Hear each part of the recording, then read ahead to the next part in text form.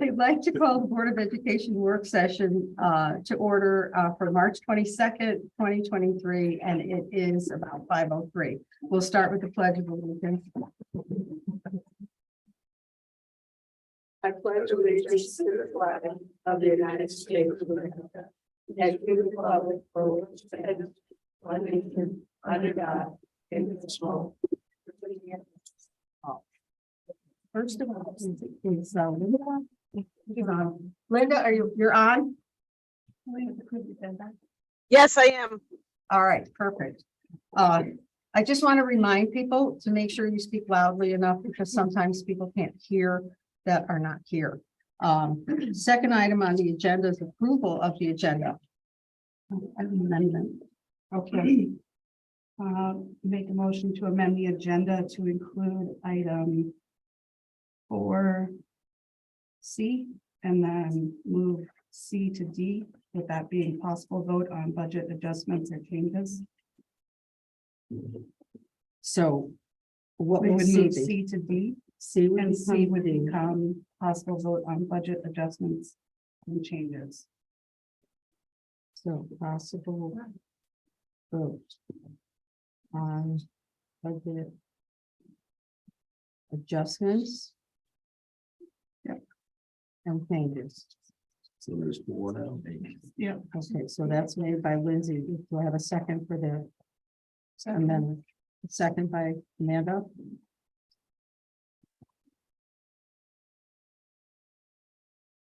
Okay, so we have a vote to amend the agenda. All in favor? I Aye. Opposed? Linda? Oh, we can do a roll call. I know we have to do roll call because we have some. Aye. Okay, wait, okay, so Linda's aye. Bob? Aye.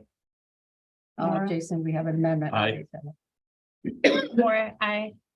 Amanda, aye. Lindsay, aye. Lucy, aye. Jamie, aye. John, aye. Mariah, aye. Okay, so that passed. So now we need a vote to approve the amended agenda. So moved. Second. So we have Lindsay and John. All in favor? Aye. We'll start with, okay, go ahead, Linda. I'll let you go first. Aye. Aye. Okay, Bob? Aye. Jason, aye. Maura, aye. Amanda, aye. Lindsay, aye. Lucy, aye. Jamie, aye. Mariah, aye. Okay, that passes. So we'll go on to item number 3. Public comment. At the beginning of the meeting, public comment refers to items on the agenda. Is there anyone who would like to speak? No? Okay, is there anyone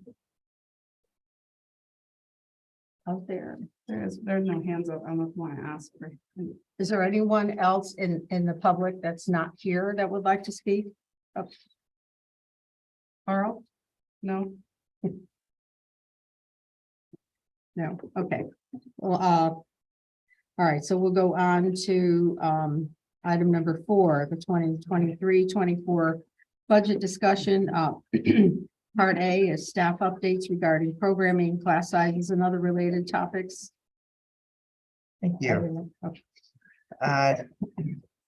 What we'd like to do is go to 3 individuals you heard from before with some follow-ups from previous discussions. We're going to start with Deb Stone on high school, then we're going to go to Cheryl Gonzalez on middle school, and then Tom is going to speak at the elementary level. Before we do that, though, I would like to ask Kim to talk about some proposed adjustments that she has throughout the process that are in 2 areas, supplies and electricity, and where that would put the number proposed based on those kind of up-to-date changes. So Kim, if you go to that. Since we last met on 3-1, I have reduced the electricity supply line a little bit further, just due to signing a contract with a new supplier. So we're locked in at a fairly good rate, just about 10 cents kilowatt hour. So that's way less than what we had budgeted for with our potential Eversource. So with that, we did have a decrease, but there was also a slight increase for supplies for Strong School. in the amount of $10,000. And Cheryl will speak to the purpose of that when she's up. But so that was a net decrease of $86,000. So that brought our gross budget down to 3.98% and our net down to 4.72. That's a 0.323 drop since the last meeting. But then since the first initial budget presentation on February 8th, we have brought the budget down 0.61%, just through new information that surfaced that we were able to do that.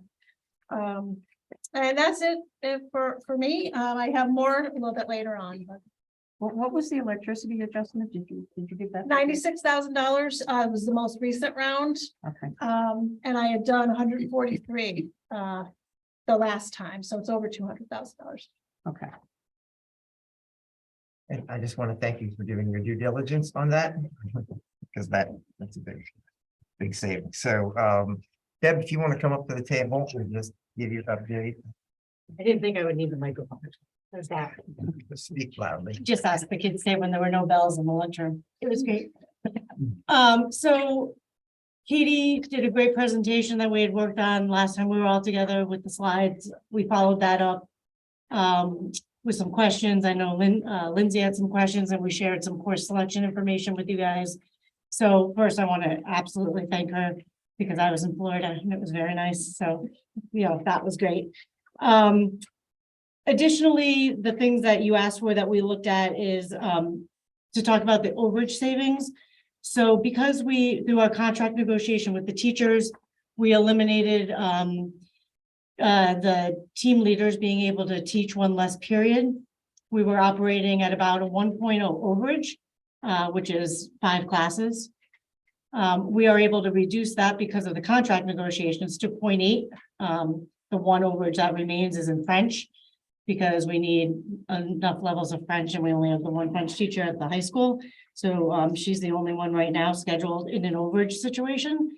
So that's a 0.8. That is also coupled with the 0.6 reduction in math due to a retirement. So, that's the 1.4 at the high school that we've already accounted for in the budget. That's on top of the 5.0 FTE that we eliminated last year at the 11th hour when I don't remember when I got there, but after I got there. So that's one of the questions that you guys had. The other thing that I know you talked about a lot and you had questions on is would there be any cost savings if we reduce the amount of offerings of combining A and B type levels?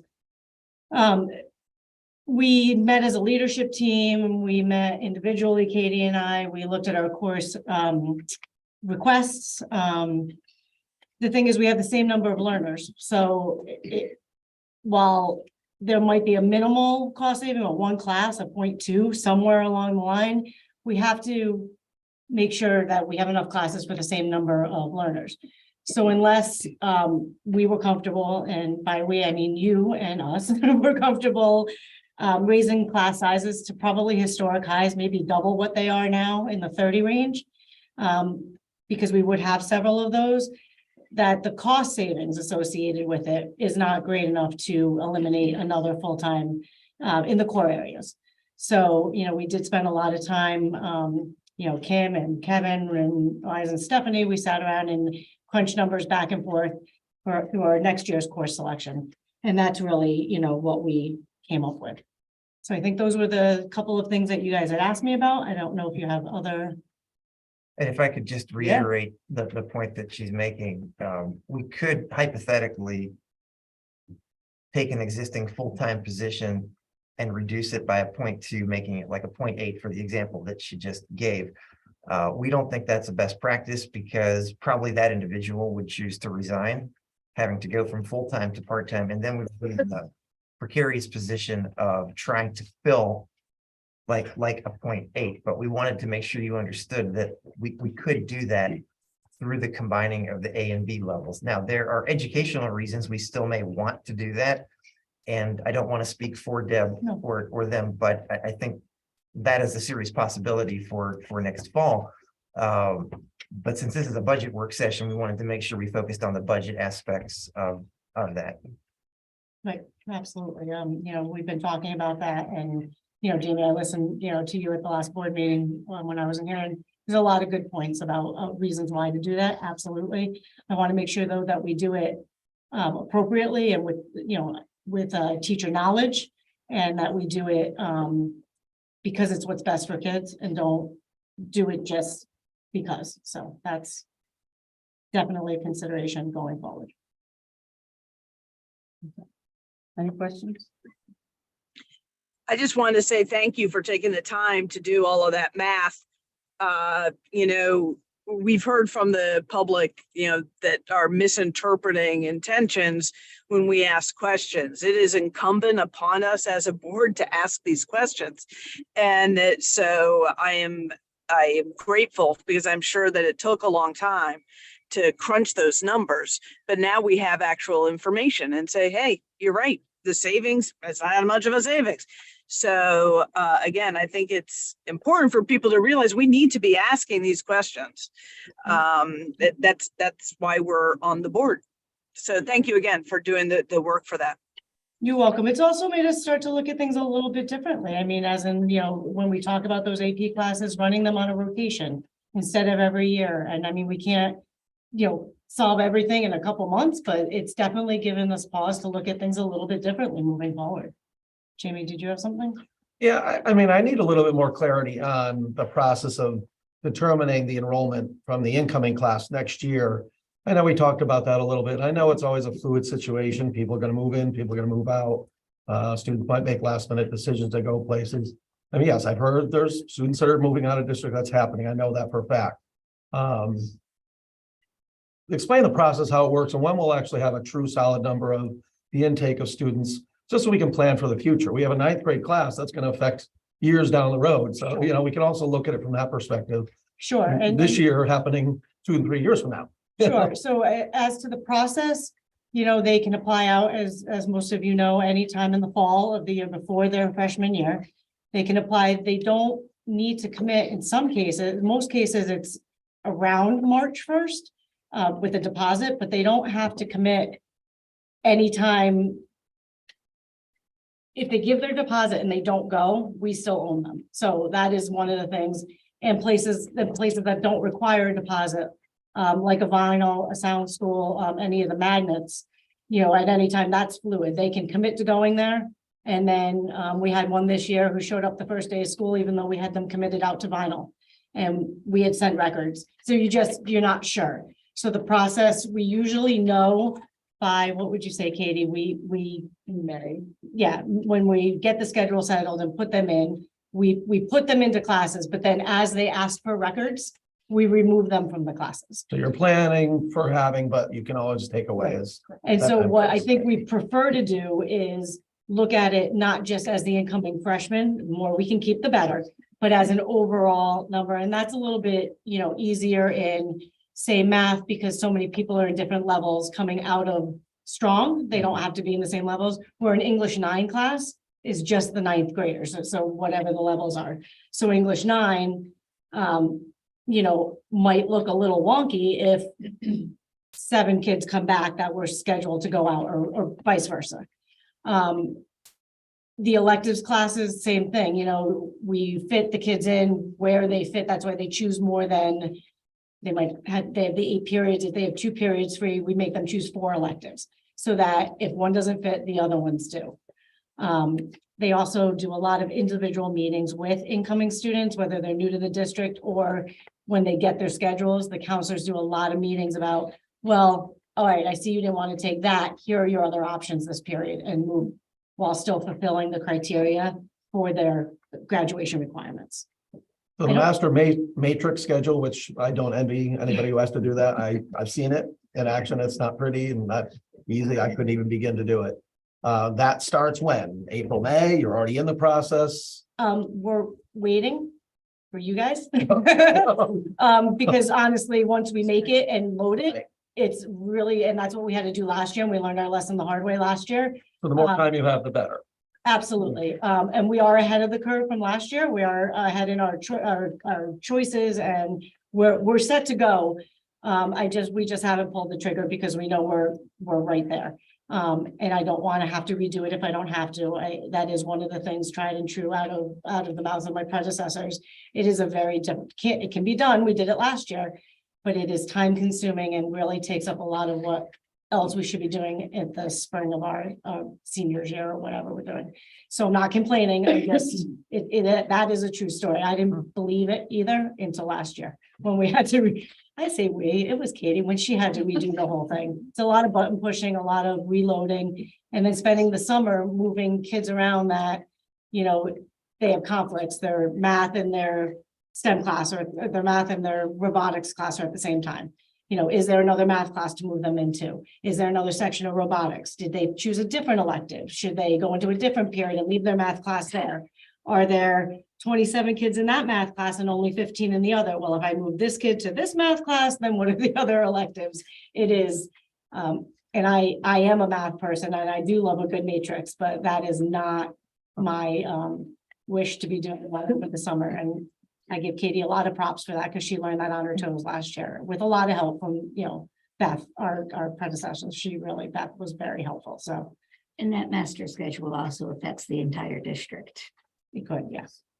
Yeah, at least in absolutely. my lens. Well, in your lens, for support for special ed.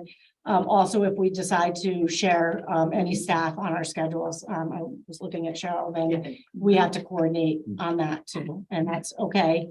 But we just have to do it. And we want to get them their schedules as soon as possible so that the kids have time to look at that and say, hey, I like, that's what I felt like in February. I'm not there anymore. I've had this, you know, experience and now I'm interested in that. We do have really good options for learners. We really do. And I think that that's a great thing. Thank you. You're welcome. I hope that answered your question. Thank you. Any other questions? Okay. Cheryl?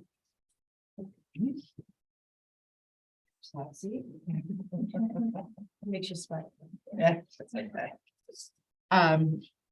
So I'm here again to talk about our changes in our related arts scheduling like I did the last time. And then as Kim noted, an increase in about $10,000 for us to run our new courses for our students. So essentially what we're looking at, and I don't want to get into the scheduling component too, because you do come to a point where you're like, I think I might cry. And then you have to walk away and then you come back when you're ready to deal with it again. But our goal is to create more offerings for students with the same staff. We're able to do it by the way that we're scheduling our related arts people. So they will be able to, each of them offer a second course. So when they are not teaching their primary course, they will be able to offer other courses to the students. Their courses are due to me by March 31st. And then my goal is to send something out to students after April break for them to sign up for the courses. And so what they will do is they will run against music for students who didn't take music. We didn't really have anything to go up against it, so they were in tutorial.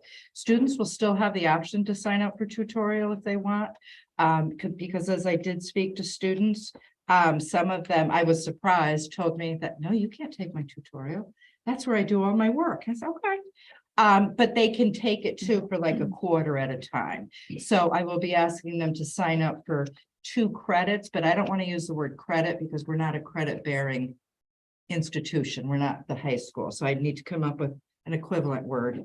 But so students will have the option to take at any quarter, either an extra art, a PE, a TI, or a health class.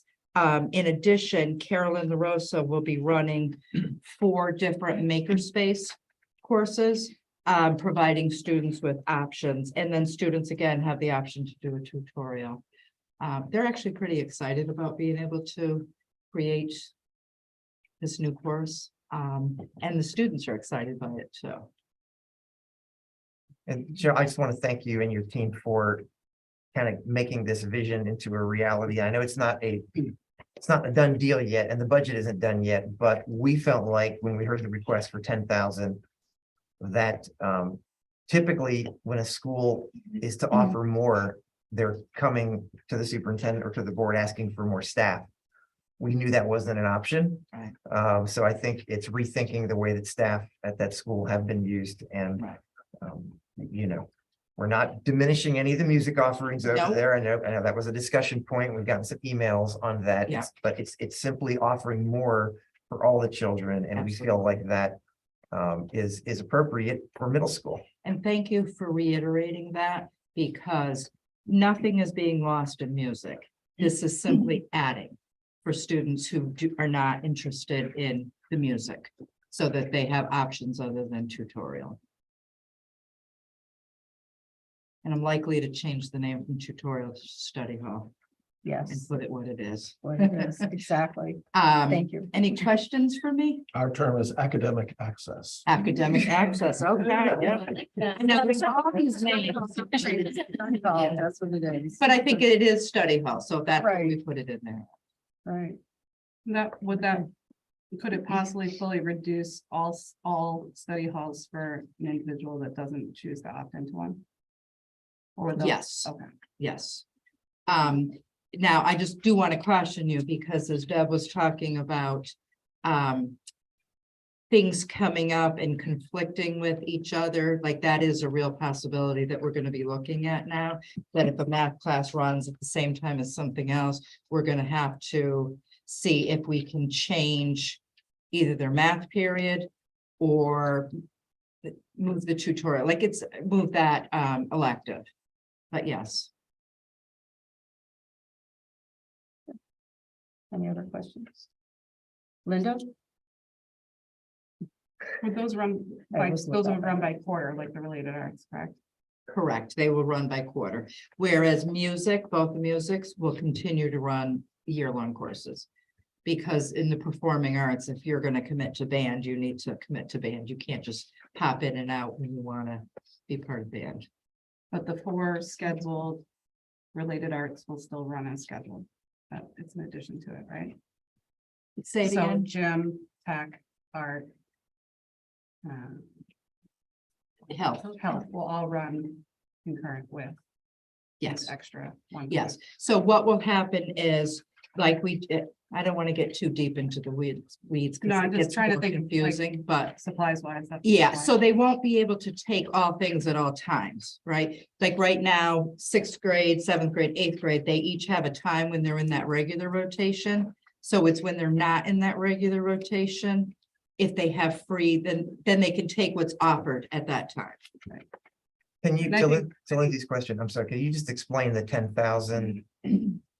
How the teachers came to you and said, if we're gonna do this, I think the board needs to hear Yeah. why we're asking for the 10,000. Right, so they're very excited by it, and then they did ask me, you know, how are we going to do this? And they did say that, you know, we're teachers, we know how to make things happen on the cheap. So we did talk about that, and then I think they're very conservative. They were very happy to hear that a $10,000, so I look at that depending upon what they teach, right? Because certain courses are going to be more expensive, like the PE course shouldn't be that much. Whereas TI or even the makerspace can create some costs for us. So they were very happy to know that they would each have probably around $2,000 to make this, which is not a lot of money when you think about it for a year. So yeah, they were thrilled and are going to figure out the best way to use the money. Yeah, no, looking at that number and hearing that to begin with, I was actually concerned it wasn't enough. And I 5,000. For the 5,000. 10. And so looking at that, I worry about getting into the year and then saying, well, we did, you know, we wanted to do this, but we can't. Right. But if you're confident with that. Well, I mean,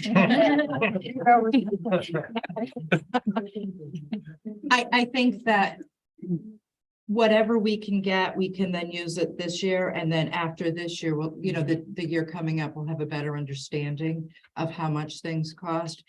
Because I do also think that the other health offering will be some sort of nutrition class, because she does have ovens in her room. So that too comes with a cost.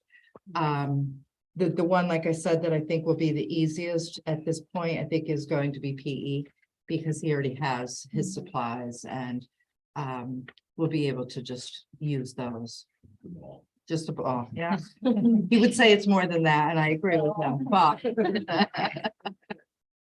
but we do have those supplies and they're not disposable, whereas some of the things like in TI, or any of those things, once they use them, you need to replace them. It'd be neat to see, even though we've talked about unified sports at a district level, it would be something to think about to move into that PE elective at some point.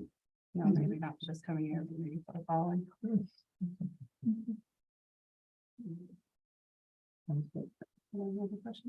Any other questions?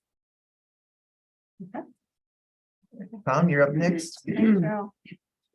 Thank you for having me.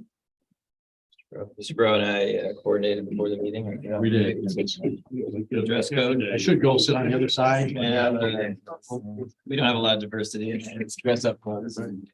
Probably if you have noticed, but so at the elementary level, we did some brainstorming, Deb and Liza, around the chorus question and kind of the mandatory chorus conversation that is part of one of the previous work sessions. So in our brainstorming, kind of exploring some different ways to also provide a choral opportunity, but some of the questions around STEAM and the technology, and obviously the elementary level, kids need to be scheduled for something. It's not, it's not going to be tutorials or study halls or, so what we're looking at, and have been talking about it, is not having a required chorus block for 3rd, 4th, and 5th graders. And again, this is just something that we're proposing.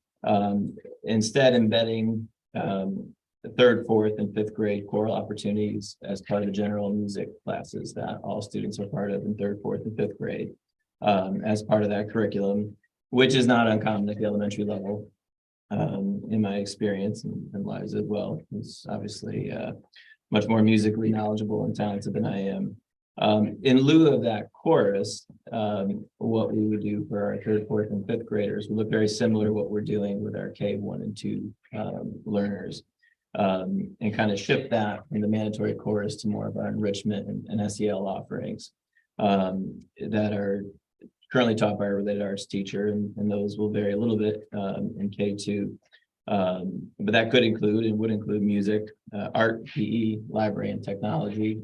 The nuances of the scheduling obviously will vary a little bit based on, staff members who are building on given days, what's going to be the most effective schedule for individual classrooms and so forth. But this is what we do in grades K2, where that enrichment time is a bit of a combination of our SEL curriculum, which is our 2nd step curriculum, and then discipline specific enrichment. So in doing that, that would kind of expand that approach, alignment for K4 and for Memorial, and Noel's behind me, for 3rd, 4th, and 5th grade. So that would allow us to maintain those choral opportunities as part of our general music curriculum, while also providing enrichment in other areas. And this has really been a brainstorm, at our level. Certainly, I think when, we kind of incorporate our staff members in these conversations, I expect there'll be some creative thinking about some other, potential outlets for not just choral opportunities or musical opportunities, but other things as well. So that's kind of where we are elementary wise, just kind of in response to the feedback and the conversation that the board had the previous work session. Okay. And would Very creative. sorry, Tom, Sure. would any of the enrichment at that 3rd, 4th, and 5th, is there issues with the one reduction in the art? Because you were saying that was being taught currently by related arts. No, and kind of exploring, Noel and I have both, we haven't done our, full schedule for next year, but, we feel like we can do this in part because, it brings music into the fold too. So our music teachers can be part of that enrichment rotation as opposed to just the choral part of it. So we created a section or two additionally, but we feel that we can, accomplish that with the staffing that we have. across the board. Like I said, that's where the nuances come in a little bit, just, I couldn't tell you exactly what day or who would have, library or technology enrichment, but what we've done in the past is have rotation. So you might have a period of time with, the art enrichment, and then we kind of shift and rotate around. So then your class might have, PE enrichment or something to that effect. So until we kind of iron out the actual, schedules themselves, but we've done things like that in the past that have worked quite well. And that's just kind of the core structures. I think, like I said, is we put our heads together and involve other folks in the thinking. Some other creative things will come out of that too, I'm certain. And Tom, just so I'm clear and they're clear, if we make this move, we're still gonna have choral performances. Oh, yeah. For third, fourth, and fifth graders, correct? Absolutely. The course is not going away, but I do have a question about sort of the process of how students are now going to be choosing. This is kind of a new thing for us. Everybody's in chorus, no ifs, ands, or buts, but is there going to be parental involvement? What do you think is Well, right? they're not choosing. Depending on the They're course not offering. choosing. They're gonna have, Part of it. right, it'll be part of their kind of core So it's a schedule. rotation. They're all going to see the same thing, but at different times. Theoretically, yeah. Okay. So how that rotation looks and what Okay. exactly, but no, it would be assigned. So if, my class might have, art enrichment for a period of time, and that could shift to, because all of the related arts teachers are teaching as a part of that enrichment block, the social emotional learning curriculum.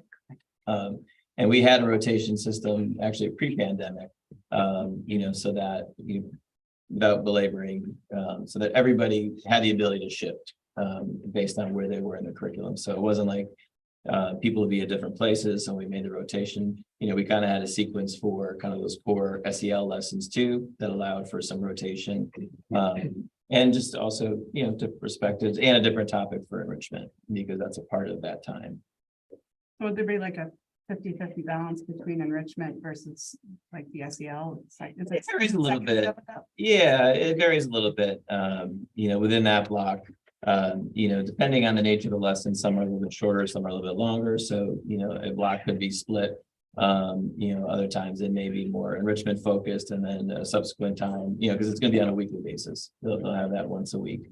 They might be more SEL focused. I think each person kind of has a core, the core curriculum that they're teaching, but obviously bringing a little bit of professional judgment based on the learners they're working with, or what they're hoping to accomplish through the enrichment time too. So we've had different iterations of that, and this certainly would fit within that, and really be consistent across all three of our schools, because what I was talking about with K2, Deb and I have been doing the same approach for our K2 learners, for some time. So this will bring the third and fourth grade into it, and still bring music into that mix as well. So that's kind of our thinking at the moment. How many enrichment periods do the kids currently have? And how One. many will so they have one currently, now they'll have two? Nope, one a week. So they have, One a week, but yeah, you're so adding enrichment now, what was so at K2, we had that enrichment time. but three, For four, third and five, fourth, that was don't they really, have enrichment now, for alignment, it's chorus. but at Memorial, we have enrichment already. We do, but so chorus would not be a standalone, so it's still, it winds up being an enrichment block, but it will be, chorus will, obviously, we haven't done the schedules or anything like that, but chorus will be woven into the general music classes. And then that enrichment block, we just have to, it'll still serve the same purpose of like teachers go to PLCs during that time, and then students have an enrichment. So will that be an additional enrichment or no? I don't foresee it being an additional enrichment. I haven't actually done the schedule, but it's right now that enrichment block is used to cover the PLCs. So, but this, because everyone goes to course at that same time. So it's not like when everyone goes to course at the same time right now, that is the teacher's PLC time, which I think might be the way it operates at, I don't want to speak for Lyman, but I think that's the way it operates at Lyman. Whereas at Memorial, it doesn't operate that way. Yeah, so in terms of our schedule, it doesn't really change, structurally, too much, a little more of what's happening during that time as opposed to, adding or taking away a particular block of time. You had any conversations with future chorus teachers, perhaps in Memorial and Strong? Is there a feeling that there might be some dilution of the program? Obviously, the arts are very strong here. I have not had the privilege to be at Lyman. Are instruments still being taught in fourth grade? Kind of like, okay, you have that option. That's still there. They That's are, not right? going away. Right, and that That's is not not, going and that's away. an option. That's always been an optional, part of the music, program is instrumental. Starting at fourth grade, so that we're not proposing any changes to that. So do we believe there's any fear of chorus degrading as we go into the Memorial and Strong, or do we No. think for those that choose to do it, we'll be able to do it, that enjoy that? Yeah, like I said, this is more at the kind of exploration level. This is something we definitely can do, and I think there's a lot of merit to taking this approach. Certainly, I think there might be some other ways that we might be able for the really motivated, choral performers, even in third and fourth grade, to kind of explore other ways that, some elementary schools will have voluntary, choral times, and we can explore things like that don't, interfere with instructional time. There's different ways, to kind of, slice different things, I think, so. But the instrumental part is still a part of what's happening in fourth grade and fifth for that matter.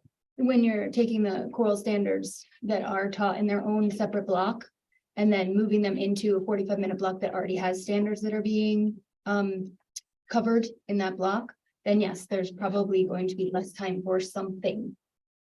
So that is something to consider.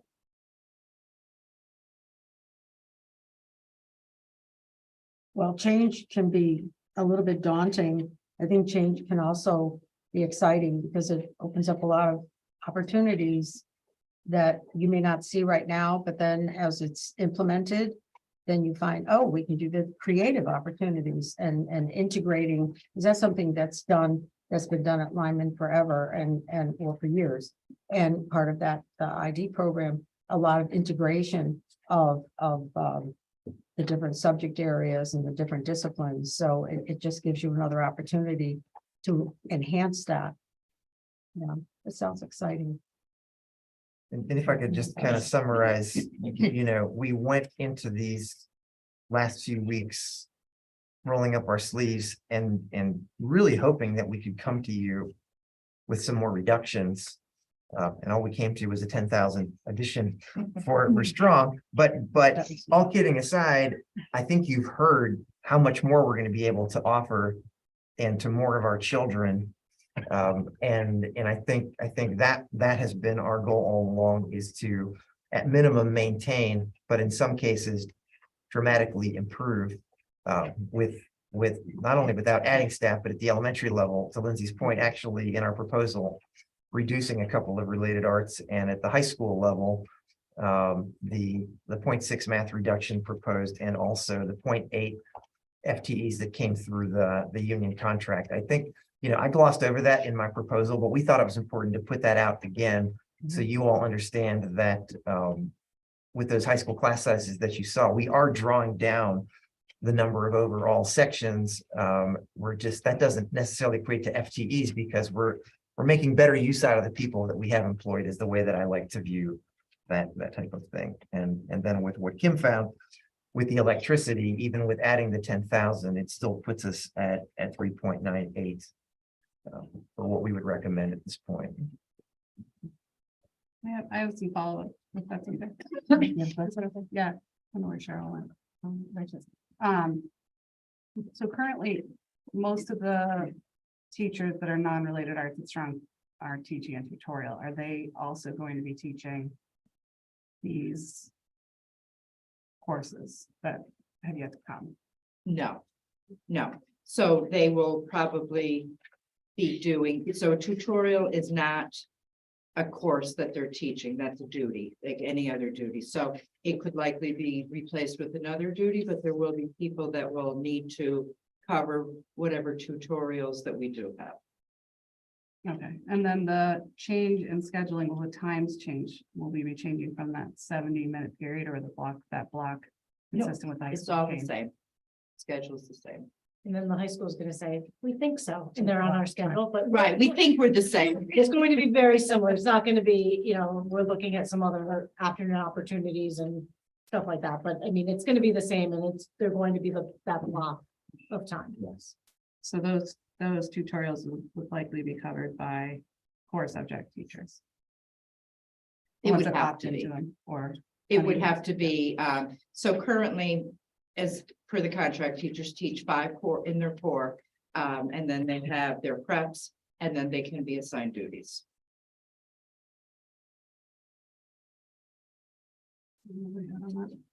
That's it. Okay, was there anything else under A, because it says other related topics? We didn't have anything, I don't know, Kim, did you have anything else? Or are you just gonna wait till B? Okay. Okay. So we'll go on to B, updates on the budgets from other districts. Yeah, so I did quite a bit of research, not only through my CASBO group that has a reporting, we all just voluntarily report numbers and changes daily, but also I searched a lot of district websites in our DERG and also regionals. And I came up with an average, but I do want to mention that each budget's in a various stage of, so some have already been approved by the Board of Ed, some are superintendent proposal, some have even gone through the town council.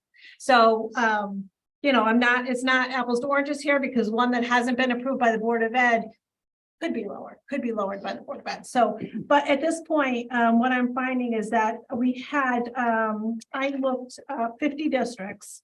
And out of the 50 districts reporting, the average was a 4.97% increase. Regional districts, there was, I want to say, sorry, I should know this number 1, 2, 3, 4, 5, 6, 7, 8, 9, 10, 11. And out of them, it was a 4.1 increase. And DERG C, which this is skewed a little bit because there was one district that was very high in our DERG. One of that district was in at, I want to say 14.97, somewhere in that area. So the average of DERG C is 7.13%. And I pulled probably as many 11 to 15 DERG C districts. So there's 169. I only pulled 50. But I tried to get the ones that were most relevant to us, surrounding towns, regionals, and DERG C. And, just for discussion purposes, I went through a lot of the same DERG C that you went through. And I started to go through budget minutes and kind of trends, seeing where especially these regional districts are having the issues with the increasing budgets. And a lot of it is them not getting the funding. It's a lot of talk of denials of grants, a lot of talks of declining enrollments, a lot of people in the same situations where we are, where we have a lot of square footage with declining enrollment, and money is going to capital for aging buildings. A lot of new projects are having a hard time moving forward. So I think it does go back to looking at, we want to have the most reduction of budget that we possibly can. But we also have to understand that we are not getting what a lot of school districts are getting. And our per pupil is extremely high. And we're not the only ones, but we are running into the same type of issues that they are. And it goes back to, what John will say all day, every day, is that we do need to reduce the square footage in our district in order to sustain the district and sustain the programming and the buildings and the offerings and keep the kids here and keep the good staff that we have here. I'll say it all day, every day. I know John will too, but. No, you've said it. But I Not do only wanna- sustain, but to improve programming for 100%. our students. And buildings. and everything. And if I can add on to what Lindsay said, so the most recent reduction or the total reduction of the budget since the first proposal on 2.8 amounted to $230,000. And when I estimate out what that change in our per pupil expenditure, it was $191. So I keep saying it's a big expenditures before you move that dollar amount per pupil. What did you have for a number that would start the budget up per pupil? Or you didn't have it? 27,807. Now, keep in mind, that's an estimate. A lot of things can happen, but essentially I use the same formula and I estimate based on previous year. With New Year's numbers, I went to 27,680 as of the 3/1 presentation, and at 3/22 today, we're down to 27,616. So it was the total change is only $191. It's $191. But it's also $230,000 decrease in the gross budget. So as long as we're talking about that, Can I? in order can to, we- Can I go? I'm sorry. just gonna Before say, we in get order to to that, reduce it even more, to substantially, you would need to have approximately in the, $1.5 million. about $1 million So and a half Would dollars reduce it about $1,000. to bring it down about $1,000. That's all I wanted to kind of put out there. Go ahead. Yes, okay. And then I didn't realize, I thought other related topics was actually after updates, but it's not. So if we're able to go back to A. There was a couple things that we did ask for between last meeting and this meeting, and that was looking at a possible reduction in central office. In support staff. Do we have an update on that? Well, yeah, I didn't mention the other ones because I think in the previous discussions, our position has been pretty clear. We do not have any recommendations for central office reductions at this point because we believe it would diminish our ability to support what it is that we do here. And I think it's important to understand too, if I wasn't clear enough about that in previous conversations, is that when our leadership team meets and goes through this, we look at all of it. It's not just Kim and myself or Kevin or whoever. We talk about that. And so the proposal that we have is kind of an all-in proposal that looks at that.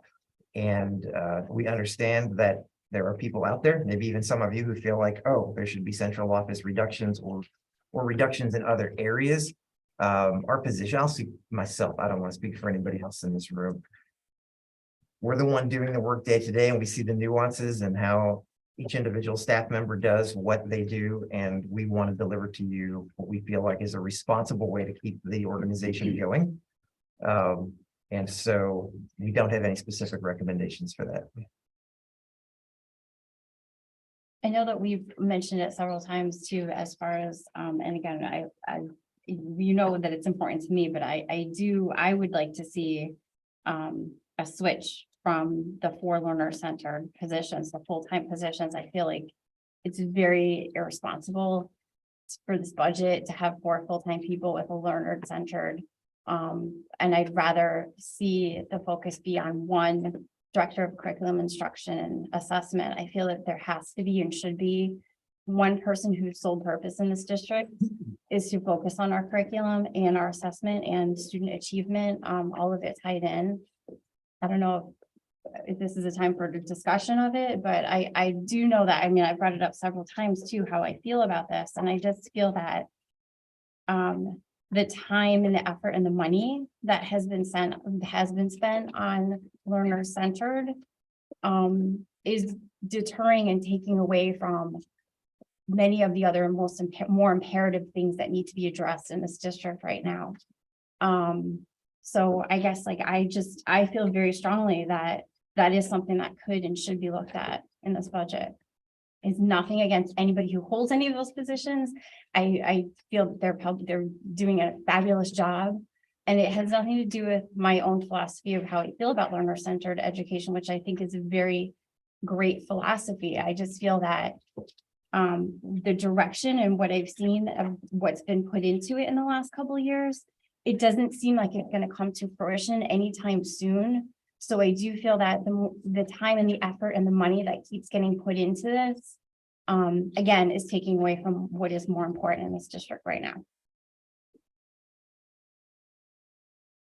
And that I'm speaking for myself, the rest of I the have board. to can agree. We've talked about it. I mean, I put it in the budget document asking for that as well. And I would lean towards this. You're someone who knows how this district works, how, you've been an employee here. And I really do believe that you know what's best for our children. So I'm in the same belief that we should potentially go back to that. I don't know. Model, there you go, thank you. I also do want to say that our FTE that we got, I don't know, a few weeks ago, central office is budgeted for 15.7, and we are currently at 17.7. So we're over in FTE in central office. I'd have to know what, so you're looking at the. The FTE says We're not over by budget, but we're over by we're over by what we were last year. Because Actual. the learner-centered specialists are now considered central office, where before they were it was a different kind of category. I mean, I'd have to look at the two reports side by side, but there's a, let me pull it up. It's just the FTE that we got, staffing summary. Jim, that would be my understanding as well, that the 2.0 FTEs are the learner centered specialists. That in was central the office. Okay, so But then there should be a support personnel is budgeted for 111.5 and we're at 113.5. Let me pull this up. There's the answers. I just have to pull it up. While you're pulling that up, I'd like to both agree and disagree with my esteemed colleagues. I agree in that it feels as though having a stronger focus on curriculum and the implementation, instruction and assessment thereof. I agree that I feel like it doesn't currently have the kind of attention that it did have. But my disagree part would be, I quite frankly don't care what we call the position. You know, if we can see how the job, the tasks, the visioning has been divided to the people at the central office. To me, the title isn't as important as the work getting done. I recognize the savings that the current model has. Corey was, a veteran administrator who worked more than her contract required. And so it doesn't, I believe it's more than a one-person job. So again, my piece is that I don't care what we call it, but I want to see who is responsible for what, rather than kind of it being I don't want to say loose, but a unstated, for accountability's sake, who does what? How are you going to divide it? You're going to divide it by content area, you're going to divide it by elementary, secondary. But I agree that we need to have a clear delineation of supervision of the curriculum. Thank you. I look at that too as a clear delineation, but also you also want to see what are the results of that? What is the concrete, rather than just this person is responsible for this person's responsible for that. Okay, so then now, if that's what you're responsible for, where do we see it in the classroom? Where do we see it in the schools? And I believe that's, if I'm correct, or I'm kind of reading correctly, I think that's the piece that we're missing. It's not the student-centered idea that's an issue, as much as it's 2 years now. And what are we seeing happening in the classrooms? We have 2 people working on it. What are we seeing? And that's the piece that's missing. That's how I feel. Yeah, I agree, Lucy. And I think if we don't fully understand as a board, it's impossible to expect the community to understand. And I think it's hard to explain it as well, because we don't fully have that concrete knowledge. So I think that would be helpful. And also, like Linda said, for accountability's sake as well. I do think, just in discussion purposes, I think a lot of the reason for a lot of this ask for, for a change is that we're hearing on a large level, on board level, that the direction the current strategic plan is moving in is not the direction we currently want it moving in. And the short-term goals, I believe that we have given are adequately and lack of a better word, appropriately aligned. If filled by that director of curriculum and instruction model. My concern, looking between the two job descriptions, is that one is very heavy on, when we look at the learner centered specialists. It's very heavy on the learner centered practices, while it does state on the curriculum supports existing district operations. And it could be a word change, but to me that says that we're gonna support them where they are, but our focus is on the learner center practices. And that's something as a board, I think we've really said that with the past 2 years, we're frustrated and not seeing enough. I mean, when I look at the ID program and I look at contemporary, even just doing Read Across America, sitting in there and seeing all of these things that are our student centered that are already happening. And I think it's important for us to realize that as a district, we have the framework that's already there. For Kathy did, student center. correct, Kathy did a lot of work. It's And there. Lyman does their own magic that is, that's amazing. And I think that we, under this director of curriculum instruction assessment, can bring those two together the way that it was envisioned. And I think a lot easier than the current direction the strategic plan is going. Lindsay, in terms of the budget, you're not, you're looking to change function rather than Correct. positions. Yeah, it would not be a reduction of any. You're not looking to cut a person, you're looking to adjust. Correct. Yep. So it wouldn't have a budget impact. No budget impact. Just an alignment impact with the current short-term goals that we currently do have. I would like to see some language and some job descriptions that put a direct correlation between somebody's responsibilities and indeed student achievement. That's the way it has been. To backpedal a little bit, the $27,000 per pupil, it's a losing battle for all of us. It's not something we're ever gonna be, oh, wow, we can get it down to 20. Okay. My perception of the people that we represent are basically, I don't care, we'll pay the $27,000 per pupil, but we want them to be people who can have resilience in this world. That's the main goal. Look at the end goal that we have for every one of our students, and how can we best prepare them for that? Again, I've never been a fan of that per pupil cost. Our current model, it's just going to go up and up and up unless we reduce square footage, of course. But let's just not talk about that 27,000 number. It's just not a valid number until we better utilize our space.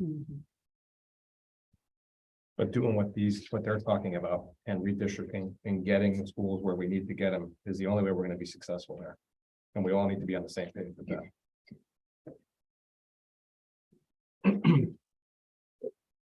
We've had 2 years where we've looked at transitioning, whatever transitioning, we already have a program in place that's student centered, but really making it more intense. But the way I look at it is we've had 2 years under our belt, we've got staffing. We've had meetings, we've had action teams. September starts the 3rd year. What are we going to see in September that relates to all the work that's gone on in the last 2 years? We're not going to leave school in June 1 year, and all of a sudden in September, we're going to have a completely different model. There's going to be a transition. We already have a number of practices in place that are student-centered. How are we going to be expanding those come September? What could we add to those come September that are not going to be burdens to the teachers? They're pieces that they're already doing. They're just doing it perhaps a little bit more, or a little bit more together, or expanding it a little bit more. We're not talking about walking the door in September and it's completely different. Absolutely not. That's where I'm coming from. If you look at the job description that we have listed here for the Director of Curriculum Instruction, the very second job description responsibility says ensures that curriculum revisions are consistent with the initiatives of the strategic plan. the strategic plan is to go more and more into student-centered learning, well, there you are, but they also focus a lot on the curriculum pieces as well. Since the resurrection of the Achievement Committee, we have pushed more to find out more about student achievement and scoring and what's happening in the classrooms. We've made that shift with the reports that we've been getting. So obviously, that's where the board wants to see. It's a combination of those.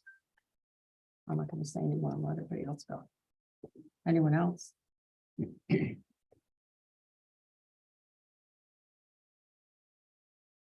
Any other comments?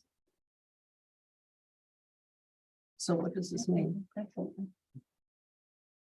Well, if we're done with other related topics, is there any other, we have any other topics that anyone wants to discuss? I do, Kim, did you get the final cost of Picket Lane on the bid? We're reviewing the bids, but it's just under 700,000. We'll And talk with- about it at the next committee meeting. And with the carryover from the culvert, do we have a reduction in the cost? or On is it that, the same? just covering it. Just covering.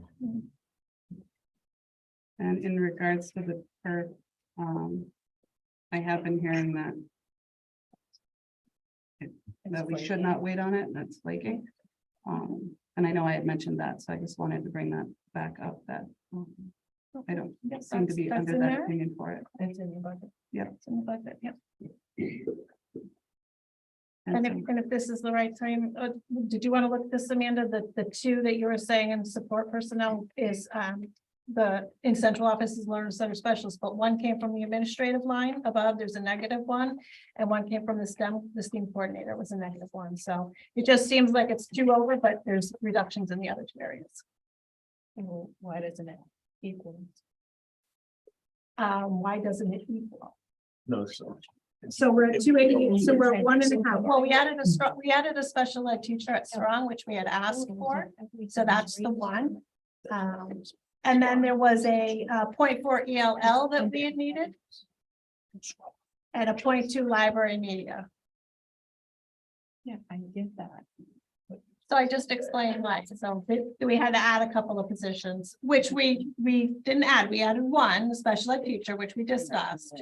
And then there was a 0.4 ELL that we went from a purchase service to increasing an employee's time in that area. So that makes up the difference of the 1.5 at the bottom.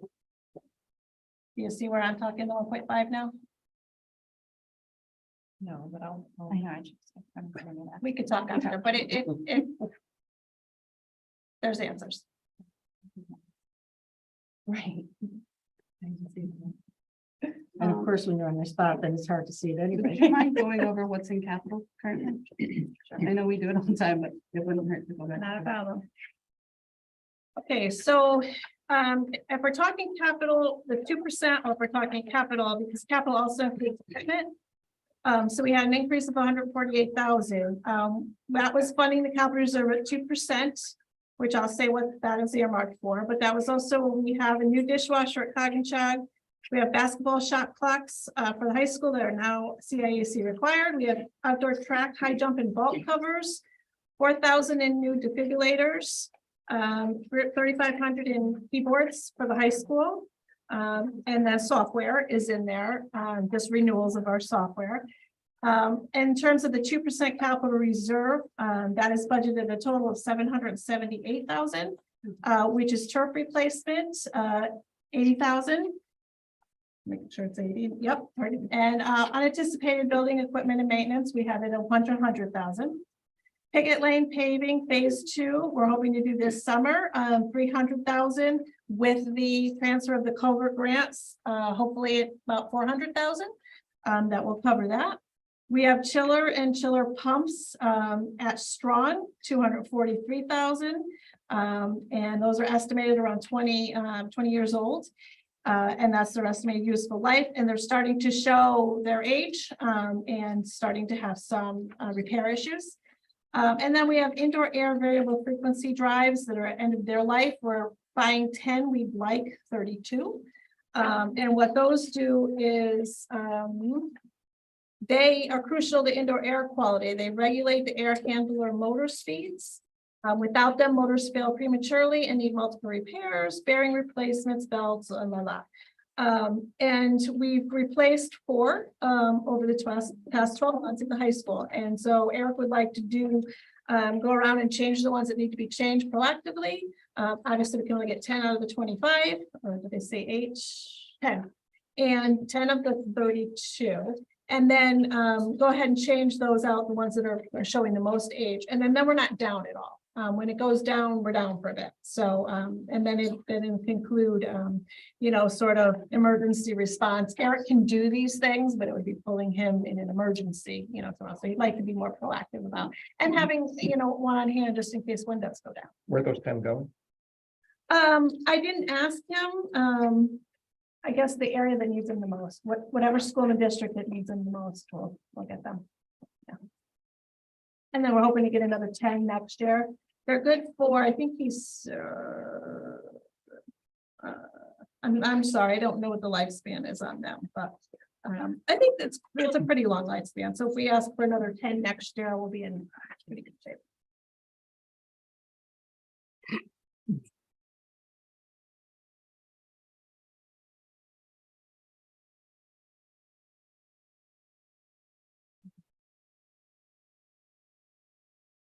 Do you have any other questions? Anything? Is that it? We're on. Item C. Okay, possible vote on a budget adjustments or changes. Do you want a motion to make any, to do anything about this, or what are we looking at? I don't quite know the wording, but I just want to propose that we replace our learner-centered positions to a director of curriculum assessment and instruction model. That would be a motion for the removal of the learning specialist positions to reflect a director of curriculum assessment instruction. Okay, put it out one more time. Motion for a removal of these learner specialists, the 2 learner-centered specialist positions, and shift to a line item for a curricular, the director of curricular assessment instruction.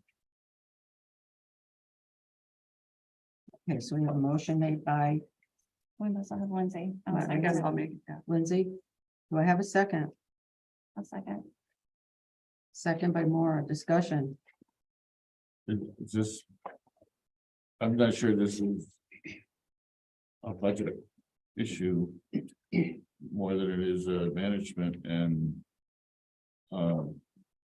administrative issue, which, you know, we can deal with, but I'm not sure it's necessarily a budget issue, just going to change position titles. So.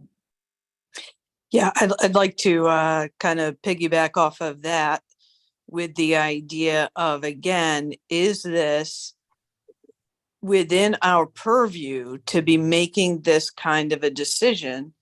Or is this something that we have the superintendent manage the schools, create and run the structure? And if we are not happy with it, then we deal with the superintendent in that way.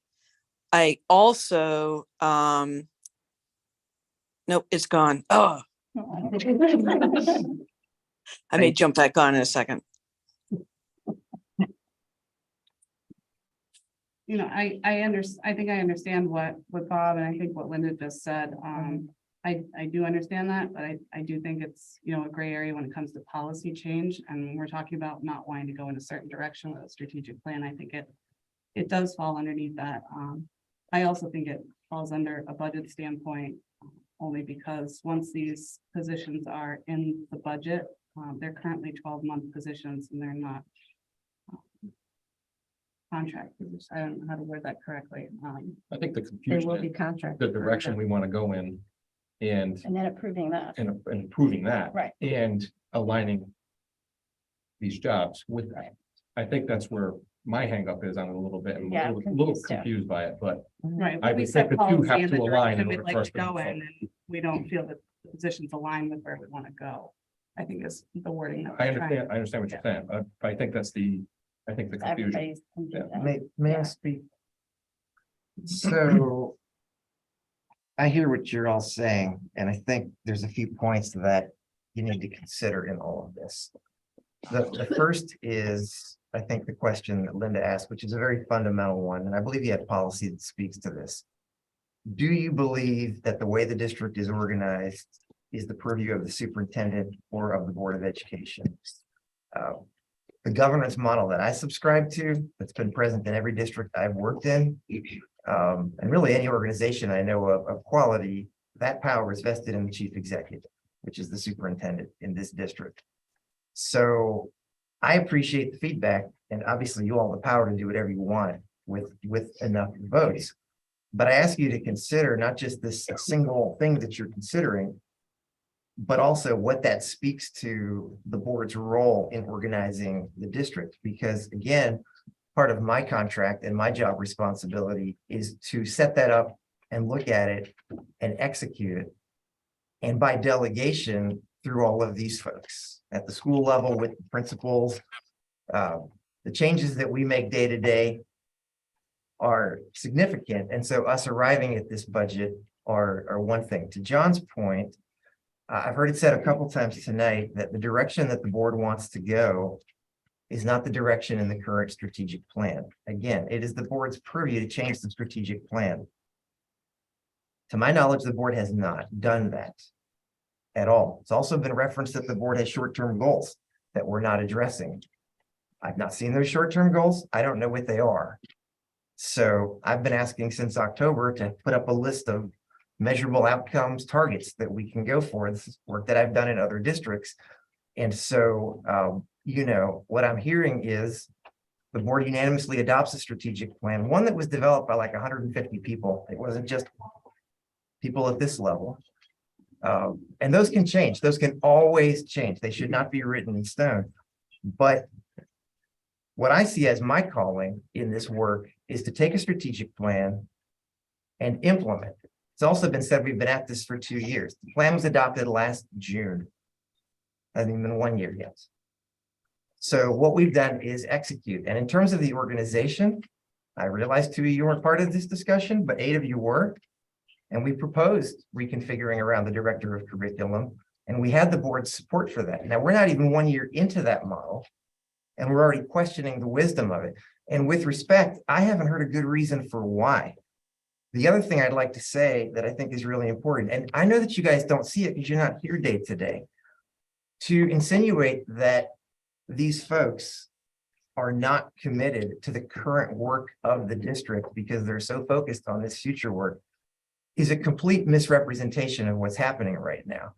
I would argue we are more productive and more effective at the current work than we've been in a long time. And this is nothing against our previous organization or previous employees, but oh, by the way, they were working on all of this as well. So I think there's a big disconnect here. And I just want to make sure you have all the information that you have and that you want to do this.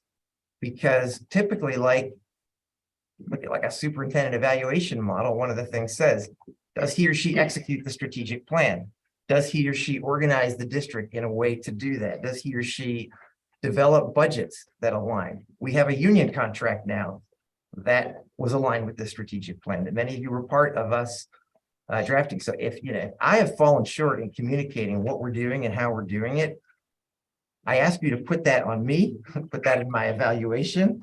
But I think in terms of we're going to now redo the budget or redo the organization here at the 11th hour in the budget when we've been at it for several months, I think it's really hard. And I think it's going to be very disruptive to the quality work that we are now doing. And I'm not talking about individuals. Yes, some of them are in the room.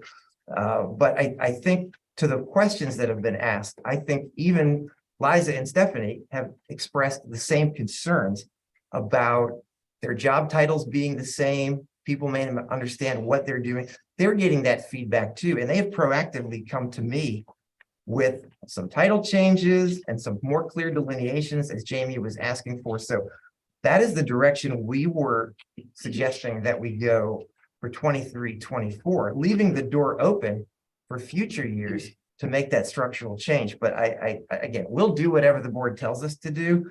It just doesn't feel to me like you all have all the information that you need to make this decision well. And I would be remiss if I didn't say this at this moment. And so that's. Well, I think some of that's really hard to hear because while there was an adoption of 2 pages of the strategic plan, in order for that to start moving, as you stated, that you could not get staff to do that training or work through those 2 pages without having those adopted. So that I do understand. But when we talk about a strategic plan that's been fully adopted, it's not, you know, that we have yet to do measurable outcomes. We have yet to see fully the competencies. And that is, I think, where a lot of us are seeing that deviation.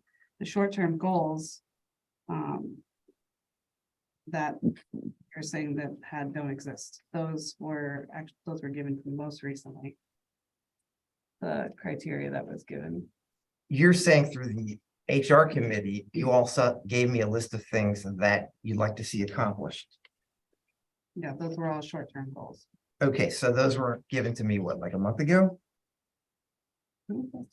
Yeah, and so that type of work I am used to seeing in a strategic plan or in a publicly discussed goal document or something like that to then be executed by the staff and by the superintendent. And I So think part of that hasn't happened because there was some pushback that the goals needed to align with the strategic plan, and the strategic plan had yet to be worked through fully in action teams. But we can, if you're more comfortable, we can defer this for another meeting or conversation. no, we can't. And again, I fully realize that my background in strategic planning, which goes back about 15 years now, is different. But part of the organizational model that I subscribe to is that you pass a strategic plan at a very high level, like you all did, and then you trust the staff to execute it. So I guess I just respectfully disagree that there isn't a plan and that we're not executing it. I believe that we are.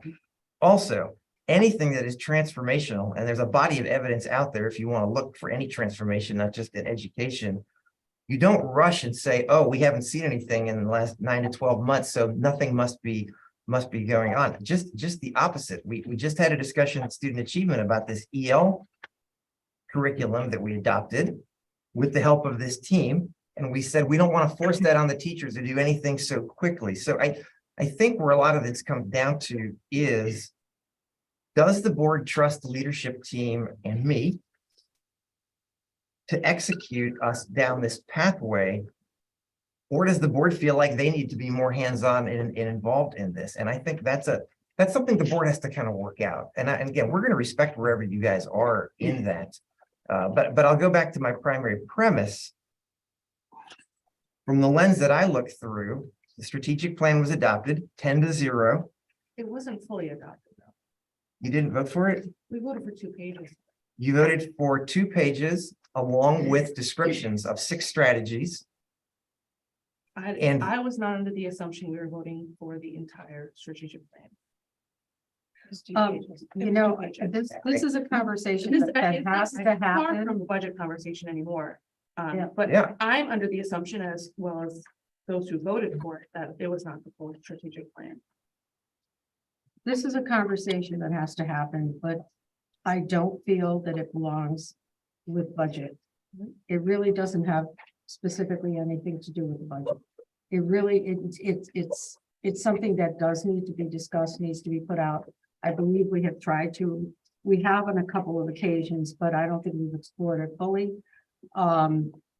I personally am not 100% sure whether the motion that was put out on the floor is, as Bob and Linda mentioned, Lindsay, okay. My mommy calls me Lindy. Oh, well, don't say that now, I'll really be confused. Anyway, but thank you for the lightness. I'm not sure that's our purview within the realm of the budget per se. As far as the other discussion, yes, I believe that that's something that has to be continued, but not as a budget issue. Right now, we need to decide on the budget. We do have a motion on the floor. Again, I personally am not 100% sure that really. I think, Falls just speaking within because I'm that? somebody who brought up the topic that I've been bringing up. And to go with what Bob was saying and also Linda, is the wording. And again, like John said, I think that it's really important for us as a board, having had the conversations like we just had right now and in several other meetings, to continue to align our wording and our titles of employees. So again, to We me, agree. We I just totally have a agree. hard time with adopting a budget that has learner-centered titles when we've already fully acknowledged and talked about the language and the usage of it. So to me, it's just a simple rewording. So again, I see where this conversation has trailed off to, but I feel like and really, we could even just call them, if they have the degrees for it, like the directors of curriculum instruction. And then like Linda said, just knowing exactly who's in charge of what and what grades and what's, you know, are you in charge of math? Are you in charge of ELA? So to me, it's really hard to say, okay, I love this budget when I'm not loving the titles of the positions that are main positions in this district. So to me, that's why I'm bringing it up. And it has nothing to do with my feeling that any of the admins are, I mean, I fully put my 100% trust in all the administration. So to piggyback that together with what we're talking about here, to me is wrong, because I look at it as separate. I look at what they're doing, having nothing to do with what our conversation just was. So I just want to make that very clear. And if it's helpful in moving the budget forward, perhaps a separate session, either a work session with the board or even an HR committee if it's appropriate. Because like I said, Liza and Stephanie have done serious work along this because they recognize it. They are committed to the work of the district. The present work and the future work have done it very well, in my opinion. And, you know, we want to keep all this momentum going forward, and we don't want to hang the budget up with it. So that's, you know, and you're right. The other issue about the strategic plan, I think that's another topic that needs to be addressed. Yeah, but not. But as not we sit right in at the this budget point. now, we propose this budget to be aligned with that strategic plan, which is again, I've been criticized in the past in previous districts for why haven't you done more support for your own plan? And so if we're going to change the plan, then I think future budgets might have to look different, and they will. But I think with this one, if it helps it to move forward, and again, they could even share tonight, but I don't think in a budget work session, this is the appropriate venue, in my opinion. No, and we know that they're doing great things. So, and that's not the question. And that's So- why it's not a cutting of positions, it's not a change of, you know, monetary values, but it's a commitment to the budget reading that the wording is changing. Even if we call them, You want to tell them your proposed titles? You have those in your hip pocket? Oh, they had already supposed. On the same page. We looked at several different possibilities and brainstormed. To look it up what you said? No, I got it. You got It's- it, yeah. So we were thinking either associate director or co-director of learning and innovation. Or I do most of the accountability or assessment, so learning innovation and either accountability and assessment. And Stephanie does most of the development stuff, professional development and so on. So learning, innovation and development. So that would be what we were thinking. We felt that the curriculum instruction and assessment, that title is a little older. I know in many districts now it's Director of Teaching and Learning, which would be the equivalent position. So that's why we were thinking about learning and innovation, because we're hoping to innovate a lot of things within the district, which we've already started. And then to have a last title that more delineates the things that We are, in the now, like In the what now. needs to be Yeah. like that. I see it as the far off future, and then really what are we doing, like addressing and dealing with now? So I like the combination of, at least the that's- combination of the two. I'll And to take be it. fair to little them, off. they've only shared this with me. Okay. Typically, Well, now go they back to have. the leadership. Yeah. meeting, So I simply cut them out of Those the are your process. skills, though, no, I'm kidding. so, I mean, But it's we a little agree, bit we long. agree. It's a little bit long, but we are doing, basically the current as well as planning for the future as well. So we're doing quite, a lot of. And the things. title should reflect that, which is great. And even having slightly different titles, even just having two of the same title. And we get that you guys are getting some grief for that because people look in a budget book and say, why do we? Have-" And so your points are all very well taken. We hear you loud and clear. Then do we even need to vote on that? Like, Yeah. we do need to vote. We Or you need can to- withdraw your motion. we do- or I withdraw can the withdraw my motion. motion. Okay, so you're gonna withdraw it. Well, Is that it okay wasn't with you? worded Well, I that can, way. so- Oh, Okay. so if you want to withdraw it, then she'd have to. Yep, so I will withdraw my motion, And you to, agree? hold on, I'll withdraw my I think I motion. mean, are married to you- those titles before. Are you okay with us not doing curriculum instruction and assessment? Because that's what you had mentioned, but we do Yeah, that's, feel that. I'm okay withdrawing it. Okay. And Would there be? And I will new say under discussion, descriptions? because technically I think even though We're we went still way under off discussion, discussion. we're now back on discussion. Yep. That the information that is worded, not only focuses on where learner student-centered education is going in the district, but also where we're supporting the current students. And I think it's just really, it's gonna help with buy-in for a lot of things. It's gonna help for buy-in for our programming and knowing that every single child from kindergarten through 12 is represented and supported and even more than supported.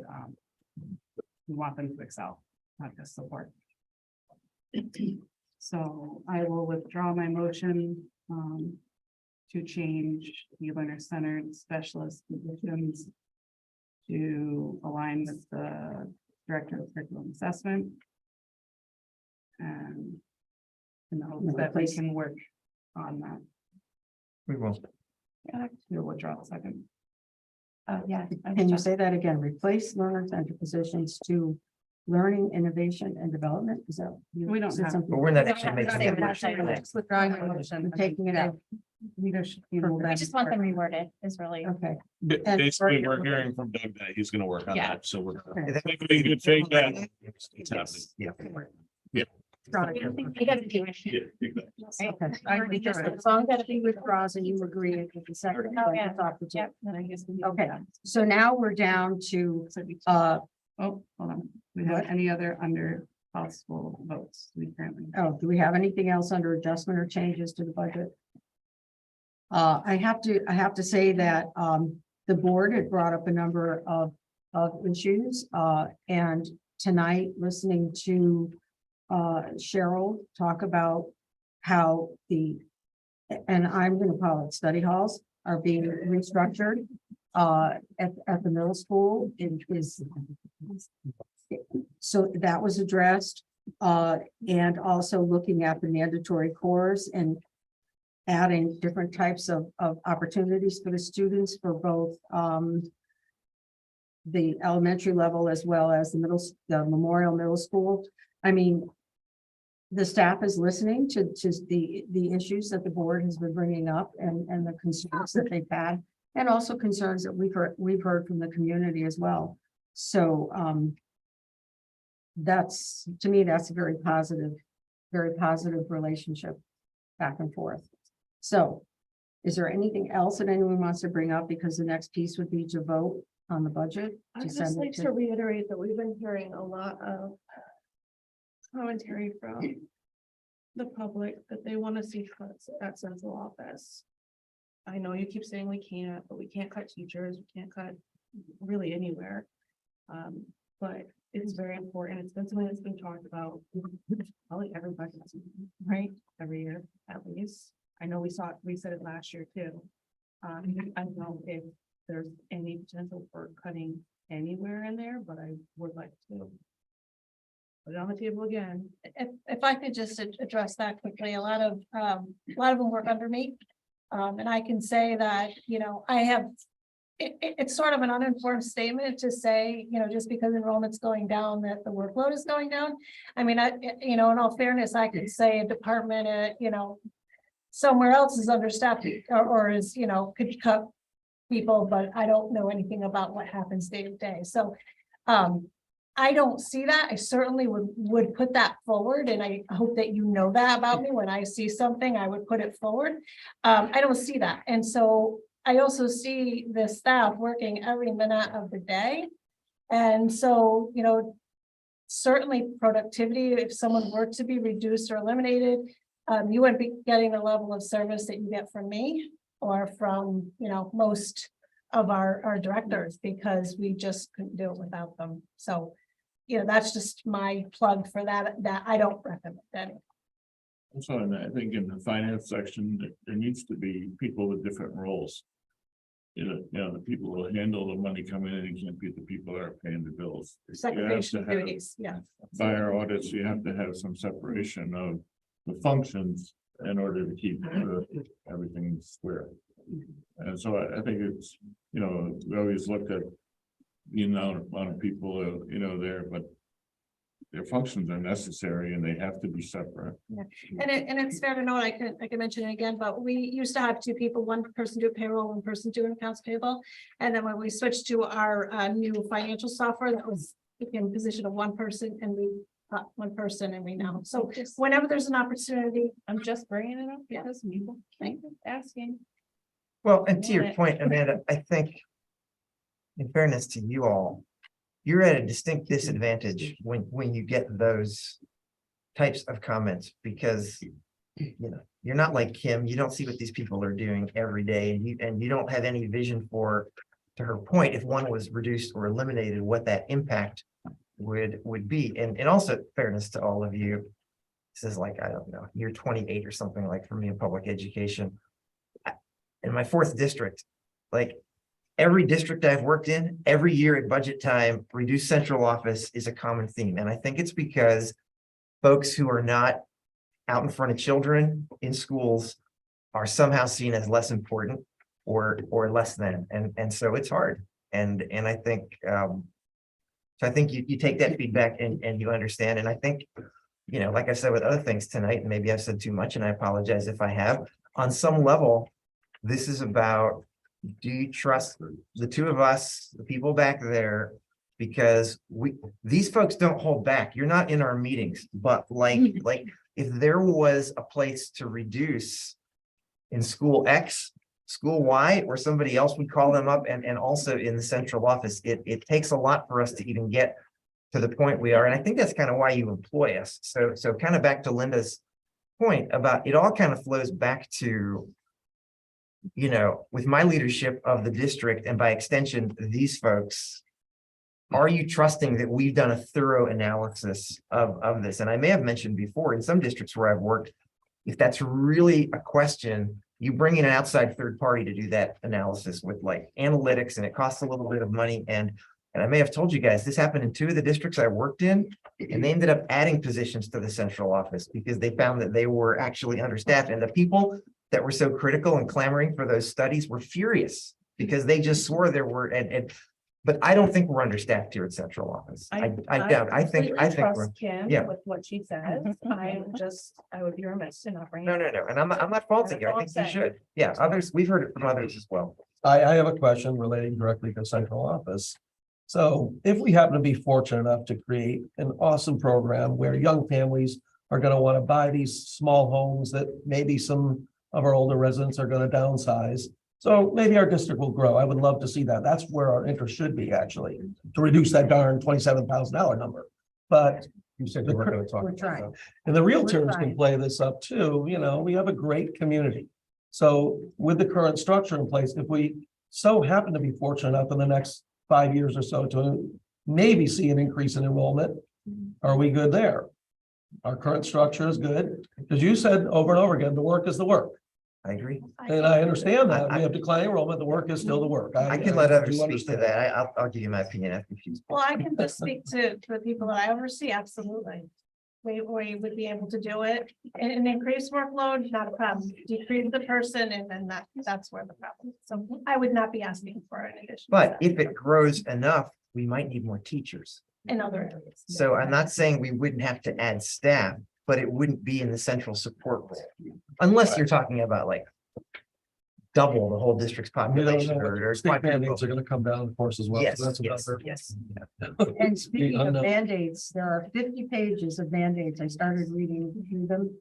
And many of those have reports that are involved with those. So someone has to gather the data and put the reports together. And they cover things that you would not believe, 50 pages worth. I think I got through maybe 1/8 of it, and I was like, oh my goodness. Yeah, there was a lot. There was Most a of them lot are of stuff in it. unfunded too. And many of those are unfunded as well, which adds to the budget costs as well, and we have no choice. I want to Kind of makes your add, blood boil. just, I won't add anything specific, but I strongly agree with everything Kim said. Strongly. We are, if, it would be very, it would affect student servicing and programming if we were to reduce central office staff. And people don't realize how much goes on behind the scenes. It would negatively affect this district drastically. I have a completely unrelated question that just popped in my head. Enrichment.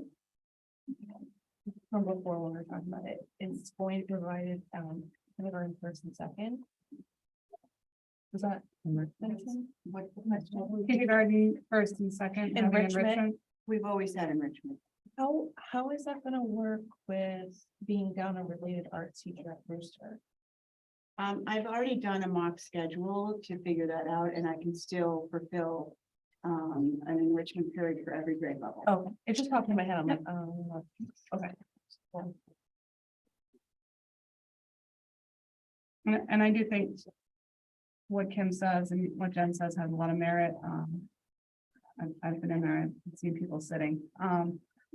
I do think that, and I want you guys to understand, I do think it's going to be something that comes up at public hearing. I think it's something that both boards of finance are asking for. So we can keep that in mind. But to have the discussion, it does help when they're looking at it, maybe that changes their minds, but I do think that is coming.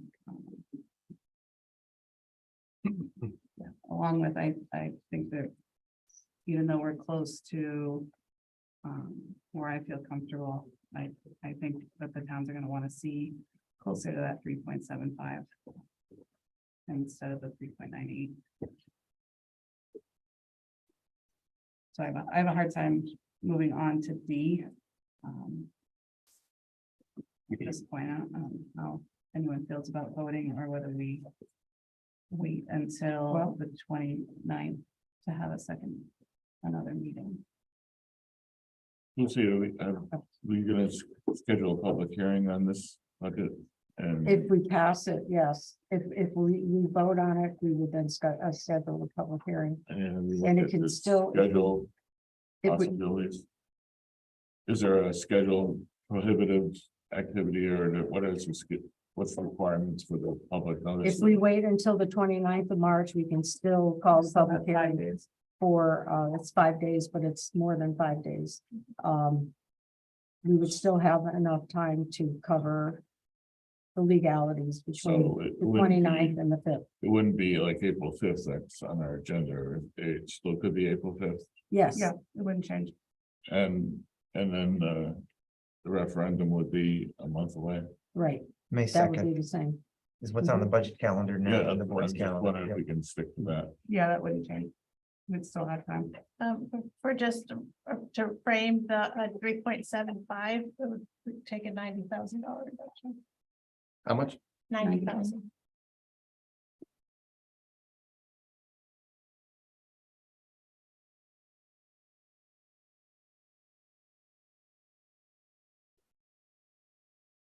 Well, I can't speak for the board, but We've had quite a discussion at this point.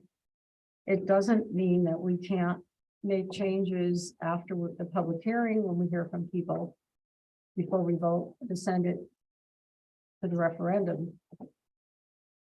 Do we need to see the changes that we discussed tonight, like the $10,000? Is that in? It's already in there. Updated budget? Yes, so what I said tonight, the 39.98, that includes the 10,000. Oh, it does. Okay, and Yep. what about like the wording that we had asked for? Do we need to see that prior to voting on it, or we can change it again? I believe we just approved the budget in the amount of That's not what she's asking. so much. And you're talking about the that's what wording I of the meant. position? On the positions? Yes. Yeah, no, that doesn't need to be, That doesn't need to be on that. No. that's Mm-mm. another conversation already in the works.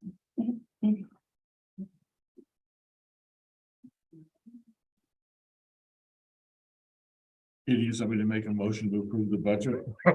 Well, I'll that do was that just if you want. writing it If you out want, and waiting you know, until we can have a everyone starts discussion about talking. So approve the 2023-2024 For 3.98. budget for, 39. we have to put this What's the specific number? amount 39,426,575. for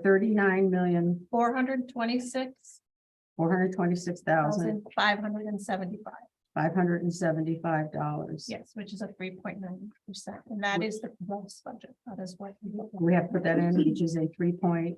you don't have to, but I'm. No, yeah, we usually don't put that part in. No, just So the it's a- dollar we amount. need a motion to approve the 2023-2024 budget in the amount of $39,426,575. So moved. So it's moved by Bob. Seconded. I'll second it. Discussion? Any discussion? I think we're close. I don't think we're close enough. I would rather see us go to the 29th and make sure that we're having a responsible number to send a public hearing. I couldn't hear you. I think we're close. I don't think we're there yet. I'd like to see us go to the 29th, even if it's a short meeting to go over short logistics and make sure we're making a responsible budget.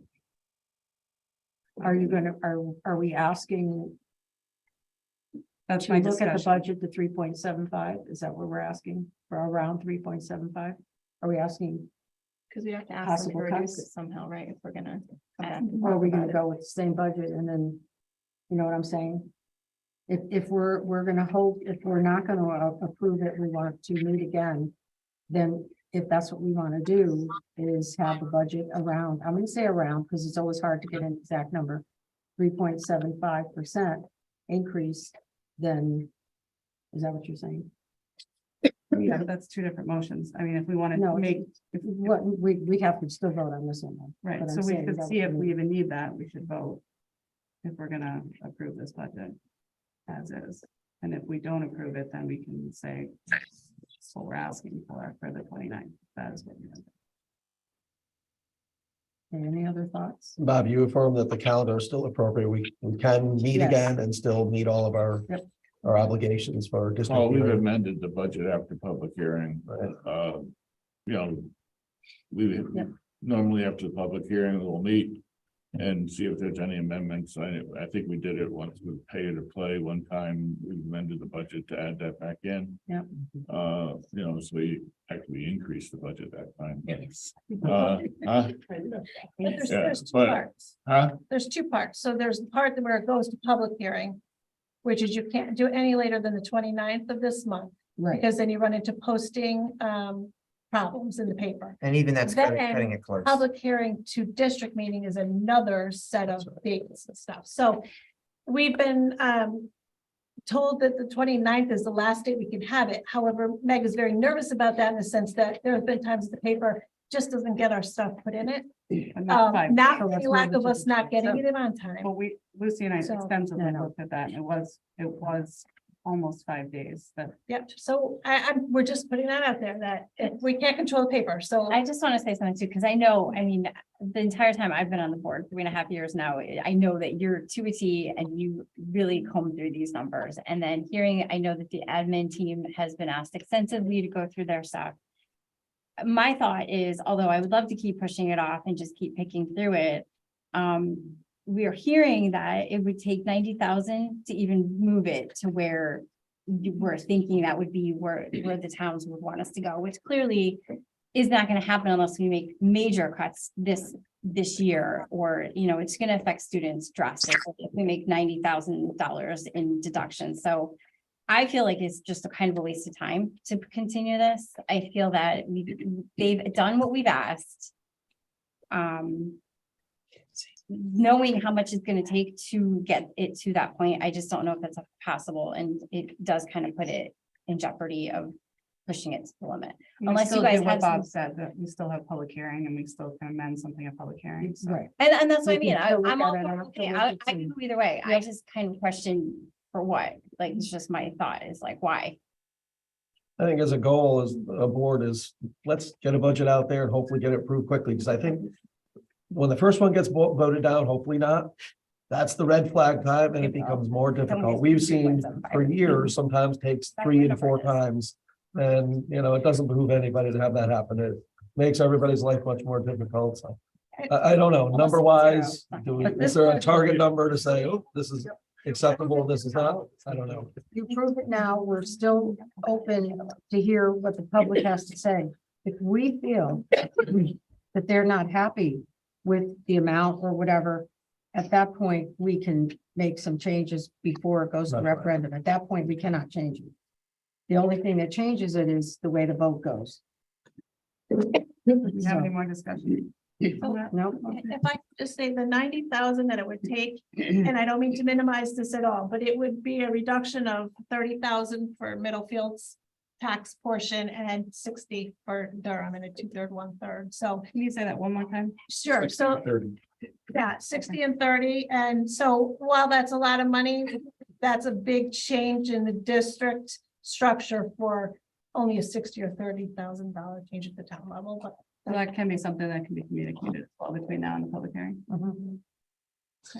And I just want to make sure, since many of you received the same emails that I have, that what we've got in front of you is not cutting AP programs at the high school. It's not cutting music programs. Yeah. It's not drastically increasing class sizes, but it's being responsible. There's no virtual And it, classes, what's that? no virtual classes. Well, we didn't say no. We currently have. but Well, things and we could be offering. And as we said, if there's something that's only got like 4 kids in it, we would obviously try to do that to still offer it. But I think, we're actually offering more to the students with the restructuring. I agree. I think this is a really good budget. And I know it's taken us a while to get here, but I think we as a staff feel very good about it. We just want you guys to feel good about it too. Certainly can't say we haven't discussed it and picked it apart and gone line by line and, you know, brought everything possible up. So are we ready to vote? We have to vote by roll call. Yes, we do. Okay, so Bob Moore, yes. Jason Stone, yes. Maureen Caramello, yes. Amanda Betty, yes. Linda, Yes. Lindsay, yes. Lucy, yes. Jamie, yes. John, yes. Mariah, yes. Okay. So I believe I have to read this motion too for, to go to the public hearings. This is warning of public hearings. To set a date and a time. Yeah. Okay. Warning of public hearing for the proposed budget for fiscal year 2023-2024 Regional School District 13 of the state of Connecticut, Durham Millfield. Wednesday, April 5th, 2023, 7 p.m. Notice is hereby given to the residents of the town of Durham and Middlefield, which are member towns of Regional School District 13 of the state of Connecticut, that a public hearing will be held and conducted by the Regional School District 13 Board of Education on Wednesday, April 5th, 2023 at 7 p.m. in the Julian Thayer Auditorium at Cogashawg Regional High School for the following purpose: to present and discuss the proposed budget for the next fiscal year, July 1st, 2023 to June 30th, 2024. At such time, any person may recommend the inclusion or deletion of any expenditure.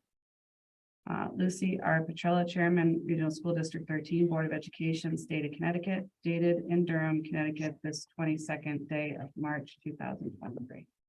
Okay, so that's not a motion, that's just a reading. Okay, I believe we are Adjourned. Under adjournment, motion to adjourn. Kim, hold on, You Kim, have Kim. to send it to public hearing, so you can say that that was a motion. And then I just would like you to vote that it's going to the public. Okay, so we need to vote. Yep. Okay, roll call. Bob, Bob, yes. Jason, yes. Maureen Caminelli, yes. Amanda, yes. Linda, Yes. Lindsay, yes. Lucy, yes. Jamie, yes. John, yes. Mariah, yes. Okay. And it's passed, so I'll sign it and I'll go back to you. Okay, before I do that, I will make a motion to adjourn. second, all in favor? Aye. Roll call. Aye. Right. Go Huskies. Do we need a roll call?